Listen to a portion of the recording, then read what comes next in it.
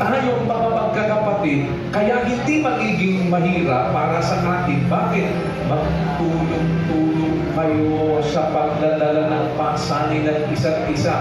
Sa gayon nyo matutupad ang kautusan ni Kristo. Ano ang sinasabi ni Kristo utos? Mag-ibigan kayo sa isa't isa. Sa ibabaw ng lahat ng ito, magbihis kayo ng pag-ibig na sa tali ng kasantalan. Kung naaawa ka nga sa dukha, gumagawa ka na ng mabuti. Yung pag-ibigin mo yung dukha, yung kapatid mong dukha, ibigin natin at tayo ngayon sama-sama bilang isang katawan na gagawa ng mabuti sa isa't isa.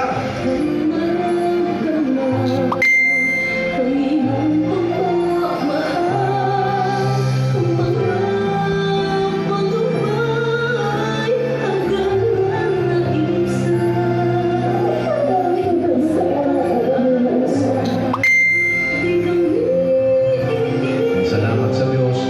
Salamat po sa inyo mga kapatid sa ganitong mga bagay na inyong ibinabahagi para maipakita ang paglingap, ang pagbibigay ng panahon sa mga kapatid at pagtingin sa ating mga kapatid na bahagi ng ating pananampalataya na ang pag-ibig po hindi sinasabi lang, hindi sa dinan o hindi sa pinaniwala.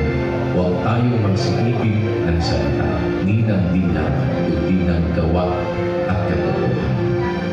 Madali pong maintindihan kung ano yung utos ng Diyos, pero ang maliwanag na pamamaraan para mapatunayan na iintindihan natin ang isang bagay, ang ito ay ating maisakabuhayan, ito ay ating magawa.